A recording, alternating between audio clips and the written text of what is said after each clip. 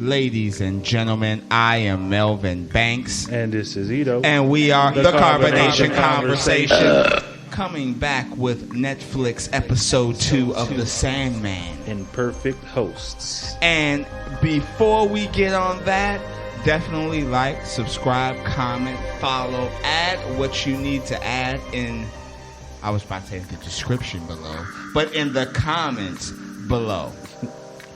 Happy New Year, sir. Happy.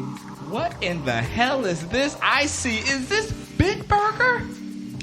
Bittsburger. Well, all right. German's #1 draft beer. Oh, okay. Back-to-back German beers. All right, now. And I will have to say thank you guys for downloading. Thank you guys for adding to our followers. We see you.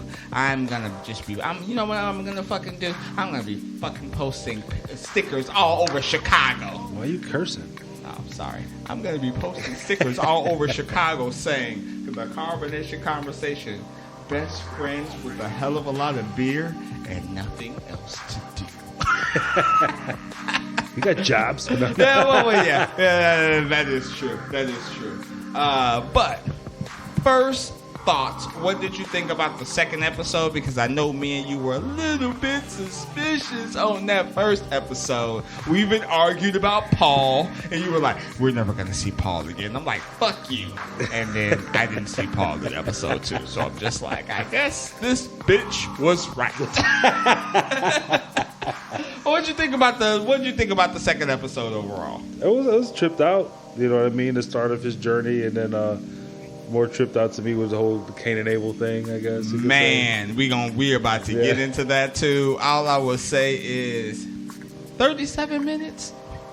That was a short. It wasn't even 37. It's like 35. That was a short ass episode, but it gave me, at least in my notes, a lot of motherfucking detail. God damn, for 35 minutes. So, for all you bitch ass horrible series out there, don't think you can do nothing good in 35 minutes. This episode 2 to me was very, very good. So, where we want to start off, sir? Wait, did we do Happy New Year's yet? Yeah. Okay, well, let me do mine. Bitburger. My bad. It's going to make me drink again. Oh. So basically it starts off with I like this beer. Lucien explaining. I like it a lot. No salt? No salt. This beer is awesome. I think I've had it before. I thought you did too. I guess not. No, and I love the can. We gotta take a picture of these fucking cans too. I know, we'd be forgetting. Yeah, hell yeah. I mean, you all tipsy at the end. Hang back, Picture. Yeah. Okay. We digress. We gotta digress. Well, talk to us. It starts off with Lucien, the librarian, explaining how the realm began to fall apart as soon as Morpheus did not return. She tried to keep a record of everything, but then the library just disappeared. Yeah. And she could not locate it. Mm-hmm. And we also see Morpheus trying to reestablish some things, like restore some things, but he's too weak. Too weak, exactly. So he's not strong enough without his tools. Mm-hmm. She says, "Why don't ask one of your siblings?" And he was all like, "Fuck them niggas." I know. Basically, he was just like, they got the old realms to worry about. At the same time, it's like they knew where I was for the last 100+ years, and they ain't come get me. They didn't do shit. And I want to see Destiny and Desire and Death bitch ass, because y'all didn't do shit. Like, if you think they would catch one, they could probably catch you, so you would do something. Nah. Bitches. Right. Go ahead. So he decides he needs to summon the Fates. Yes. But the only way he can reach them is he needs the power of something he created. Mm-hmm. That's still intact. And he knows where to find one. Mm-hmm. Now, this is where, and I will say the Fates are like, he says the 3 and 1, the 1 and 3, right. The Fates. So I'm like, that kind of reminds me of like some Macbeth shit when he goes to like the witches and shit. Like, you know what I'm saying? But yeah, like you said, double toil and trouble. Yeah. and like you said, he goes and we meet. And is this getting a little bit too religious? Because first we had Corinthian. I wanted to let that go. I didn't mention the religious aspect of episode 1. But now we got Cain and Abel. and Gregory. Right. And what we see is Gregory. He is a gargoyle. It was so cute and just cuddly. He's like a dog. Stop it. Come on. I never felt so much emotion. Sacrifice. I never felt so fucking emotional. I was just like, damn, I just met Gregory. Y'all finna take him away from me. Like, hey, he gotta go. Let's do this. But yeah, we meet Cain and Abel. They ain't seen Morpheus in a while. And they're just like, oh, you're Grace, you're back. First they're back. kissing his ass, of course. Like, oh, we knew you would come back. And then he's like, I gave you a gift that I'm sorry that I have to take back. Now, it's funny. My mom has watched the complete series of Sandman. Already? Yes. Jeez. The only complaint that she has was his face wasn't emotional.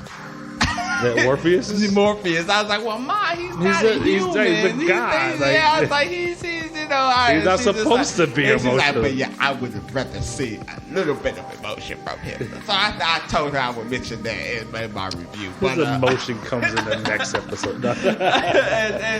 and basically what happens is, at first I didn't know this was actually Cain and Abel. I didn't. I was like, maybe that's just the name. No. But obviously we see what happens. Yeah, as soon as he says he wants, the gift back, which turns out to be the gargoyle, right away Cain is like, you son of a bitch. Like, he just turns on him instantly, like, no, like, how dare you, and I guess these two are just so in love with the gargoyle, and I mean, you could see that. You could definitely see that.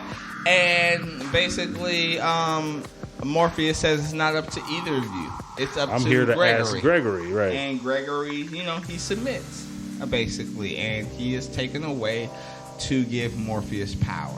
Now, this is where, at least, I was a little shocked, because obviously Cain killed Abel, and I'm just like, Morpheus, you just gonna not notice this shit? Right. Like, he walks off, and then Abel still says, like, good luck or goodbye or something. Yeah. Cain's like, you kiss ass, and stabs his ass. I mean, I was like that. I don't even. It's so sad. I was in a Catholic high school from kindergarten to high school. I said I was in Catholic high school. Yeah, I'm sorry. Yeah. We did a review earlier. I don't even know. Why did Cain kill Abel? Was he just jealous and he killed him? I believe it was something like that, jealousy. But I was like, was it a basically, girl? they're supposed to represent the first killer and the first victim. And he just fucking kills his ass with like a pitchfork. I was just like, bro. And I was just like, really, Morpheus? Apparently, we find out this isn't a reoccurring thing. Yes. Like, later he digs himself out. And all at that moment when he digged himself out, I was like, what the fuck is going on? And then, obviously, Abel starts talking like, oh, and thank you for burying me a little bit deeper than the last time. Not as deep. Oh, not as deep. Yeah. I was just like, God damn, my dude. God damn. So, he has the power now to summon the Fates, the 3-in-1, the 1-in-3, and he goes to this pool of what he says is dream. It's like a dream pool. That's the only way. The water? Yeah, the water. Where he goes, And Lucien is a little bit hesitant. She's like, hey, these waters are way more treacherous than you remember. You haven't been here in a while.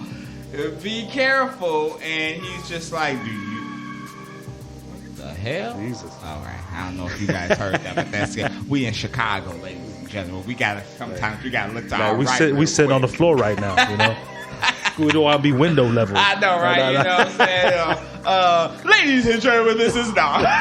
But anyway. He must be drinking and driving. Basically. Not vibing at all. But yeah, so we see Morpheus pour the sand into the water, and then he reaches his hand, and he gets pulled in like it's a fucking horror movie. Right. So and basically, he needs to get 3 gifts to give to the Fates. Yeah. Did you write this shit down? Because, they got. I wrote this shit down. What did you write down? Exactly what happened? Yes. I got the 3 items. His speech. The 3 items were crossroads, a gallows, and a snake. Okay, so let me go ahead. Let me say this. He was like, dreams and nightmares don't recognize their master. Since one meets the fates at the crossroads, I find one in the dreams of a Cambodian farmer. He gets the crossroads from there. He says, hangman represents surrender and sacrifice for the greater good. The gallows come from a young Japanese cinephile. I didn't Google cinephile. I'm like, what the fuck is that? But I didn't Google it. Sorry. Usually I'm good at Googling shit, but I didn't Google that. I'm sorry. And then he says, her head full of British horror films. I'm assuming he's talking about the young Japanese cinephile. And then he says, the serpent, which he gets, represents transformation of life, death, and rebirth. I want to say that I love this actor's voice. I love his presence. Like I said, I got used to it. First thing I saw in that song was Twilight. Telling you. But I've got used to him. I like him now. Like I said, his voice is good. Like, I really, and really a like his cinephile is a person who demonstrates a strong interest for Chinese culture. Oh, okay. Oh, so a young Japanese. Oh, and she has British horror nightmare. Wow. Well, all right. I'm going to take a Happy New Beer to that. But when he grabs the snake, what did he say? Did you see what he put with the snake? No. Okay. Well, he did say the snake meant transformation of life, death, and rebirth. But we did see an egg by so the he snake. grabs the egg as well. Mm-hmm. And then even, what's her name, Lucien questions, the egg's not for them. Yes, yeah. What'd you think about the fates? When he actually just tripped out. Yeah, they were. I like the little cute one. Right, and the old one was like, that's the one that didn't like his ass? Yeah. I want to help your bitch ass. I know, it is funny. She's like, you didn't save us or help us against Cersei or Sursa. And I just put, and again, I didn't Google. Sorry, maybe we'll do that episode 3. What the fuck is a Sursa? I was so curious at that point, but I was taking notes because this is my second watch. You know, the second watch is the taking notes watch. So I was just like, what the fuck is a Sursa? Maybe I need to start enabling Google for my second watch. I don't fucking know. But yeah, he gives her the snake. She's one of them. Swallows it fucking whole. And basically, they give him 3 questions and they will give him 3 direct answers. Now, meanwhile, Lucien, the reason she didn't want to do this was because she said they speak in fucking riddles. Right. They don't give you straight answers. Exactly. And so are you sure you want to do this, my dude? Yep. So it's like you get 1 question from each one of them. Yes. And so he asks, where is my pouch? They say as far as the pouch is concerned, the last purchase, it was last purchased by Constantine. By Joanna Constantine. Mm-hmm. Yeah, Constantine. I'm sorry, Constantine. And he was like, I knew a Constantine back in my day. Mm-hmm. And they're like, where is she now? Or is that what they say? He asked him, you only get one question. One question. And then he's like, where is my helm? And then they say it was traded to a demon for the amulet of protection. Yes. And he goes, which demon? And they go, one question. Piece of shit. No. And then he goes, well, what happened to my ruby? And it says the ruby was passed from mother to son. And he goes, what mother? Like, who? And then they go, bitch, we fucking told your ass one way. And they fucking disappear. Yeah. Meanwhile, we are introduced because I guess we just finished Morpheus' story. Right. Here. So let's go to Ethel. Right. No, they basically he's going to go on his journey, but he refuses to take a crow. Yes. A raven, my bad. Yes, yeah. Lucien definitely wants him to take a raven, but he's like, since Josiah or Jessamy died, that horrible ass death by getting shot by an old boy. That's probably the most emotion I've seen him is basically not wanting a raven. You know what? You're absolutely fucking right about that. Yeah, that's probably the most emotion we've ever seen of him so far. So we get to Ethel. Any shout out so far? I'll give this to you. Who you want to shout out to? I would say, me personally, I do like Corinthian. I just like his swagger, but Ethel, This new Ethel is pretty fucked up. Yeah. I don't mind I'm giving a surprised shout you out don't to want her. to give it to Gregory. Oh, bro, we could do an R.I.P. Gregory right now. We can do. You know what? How about Abel, who is just so willing? Little bitch. Who is just so willing? I want to give mine to Morpheus, truthfully. No, But like we the doing Morpheus beginning, back to back? Was it Morpheus in the first one? I don't fucking know. I can't remember. Yeah, but he we deserves be it. drinking a lot. I feel like he deserves it. This one he deserves it. Okay, You know what I mean? you know what? The start of the journey. Yeah, okay. This was to the journey. Yeah.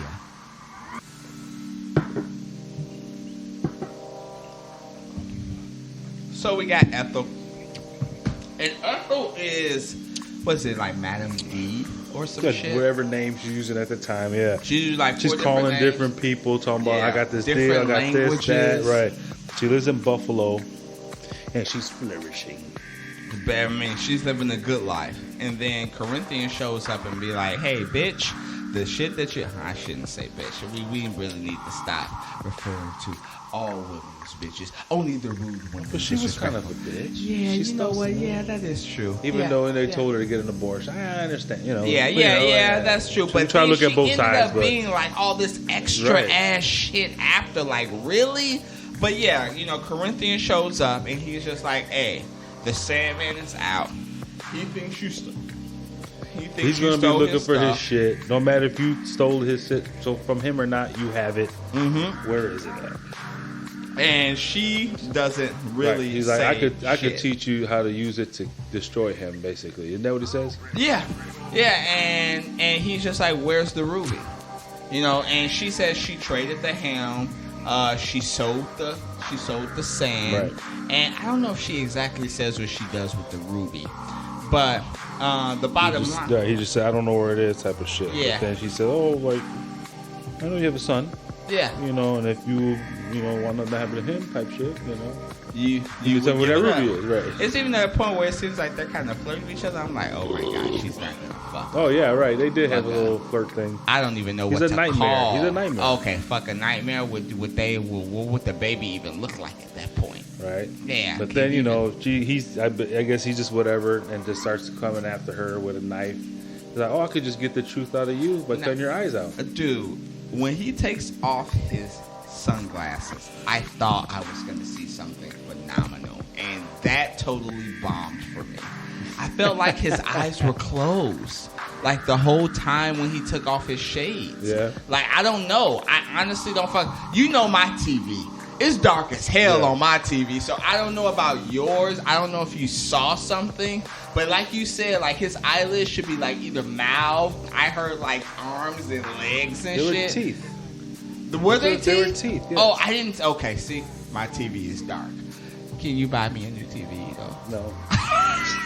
But yeah, I didn't see any of that shit, so I was a little bit disappointed in that. But since you say you saw them, Yeah. good on you.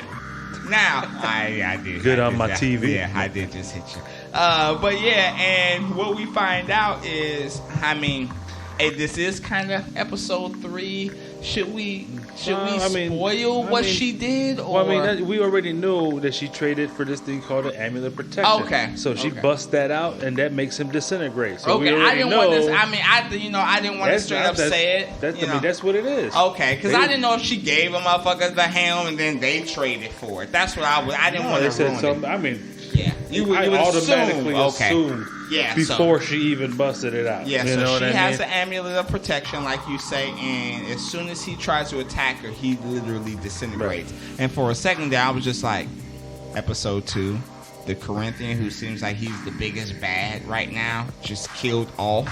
What the fuck? Nope. He appears in the dream realm in front of Lucien. I was so happy and mad at the same time.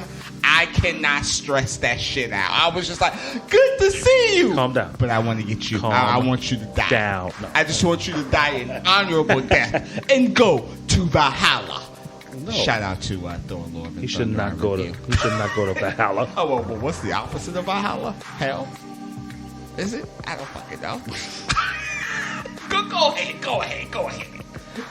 I don't fucking know. I can't remember right now because I'm tipsy.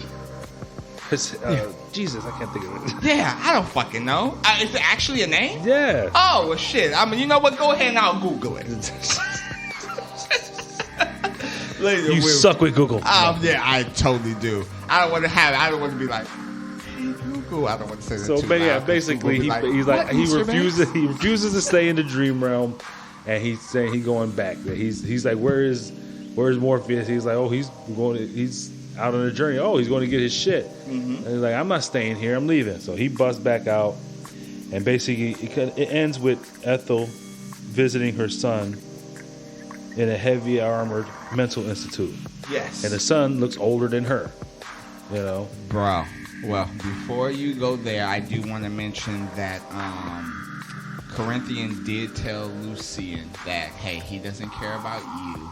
He doesn't care about anything but himself, and he will never change. Bro, what the fuck? How do you pronounce that? That's the opposite of Valhalla. Nilfheim. Nilfheim. Nilfheim. Old Norse Nilfheim is, in Norse mythology, the cold, dark, misty world of the dead, ruled by the goddess Hel. H-E-L. Not hell. Hel. In some accounts, it was the last of the 9 worlds, a place into which evil men pass after reaching the region of death. God damn! I don't ever want to go there. That just sounds way more horrible than hell itself. At least the devil would be laughing, telling jokes while you're burning. But this place, that don't sound too good. Right. But where we at next? Are we meeting her son? Yeah. So she went to visit her son, and then, like I said, in a heavy armed mental institute. Yes. And it's shipped out like you see the guy who played the son. Do you recognize him as an actor? I do not. Tell me. Give me a Happy New Beer. He was the main. He was villain in Wonder Woman, the first one. Really? Yeah. He was the one that turned into. He was the god at the end. That she fought against. Shit! I did not know that. All right. Damn, what's his name? What's the actor's name? David Thewlis. He was in Harry Potter as well. One of the Harry Potter. Oh, I'm so interested to know what Harry Potter is. I mean, I'm not finna do it now, but I'm just interested. He was Ares. He was Ares in fucking Wonder Woman. Okay. Damn. See, I love it when we find out shit like that. I knew. I instantly saw. I'm like, I know this fucking guy. I know him. So I looked it up, and I was like, yeah, that's fucking Ares. Okay. All right. Good shit. But yeah, we see that he's being locked up in prison. Ethel says it's a hospital. He says it's a fucking prison. And let me see. What do I got in my notes? Actually, that's it. That's it. Yeah. Because episode 3 starts off with them conversing, the mother and son. So this is how it ends. Okay. So that's some good shit. Yeah. I feel like we ended it awkwardly. It's because you're drunk, Melvin. I'm possibly, and now I gotta stay at your house for an hour and a half to sober up. Because better not drink and drive. Exactly. We need to drink and drive. Ladies! You just said drink and drive. Damn. I thought I did that's fucking so smooth. It's violation. Oh my God. Violation. Happy New Beer. 3-second new beer. You know what? I can never chug beer. I just can't do it. I don't fucking know why. It's just like, carbonation. Ooh. I don't know why. Because you're weak. Shit's weak. Maybe. I don't fucking know. But, ladies and gentlemen, I am Melvin Banks. And this is Ito. And we are the Carbonation Conversation, reviewing Netflix Sandman Episode 2. Imperfect hosts. And if you like the music in the background, you like the audio editing, which you will never notice unless we want to put some bloopers at the fucking end. Yeah. But don't be like Melvin. Don't drink and drive. We need to drink and vibe. Hey, I got that right. I got that right. We love you. Peace.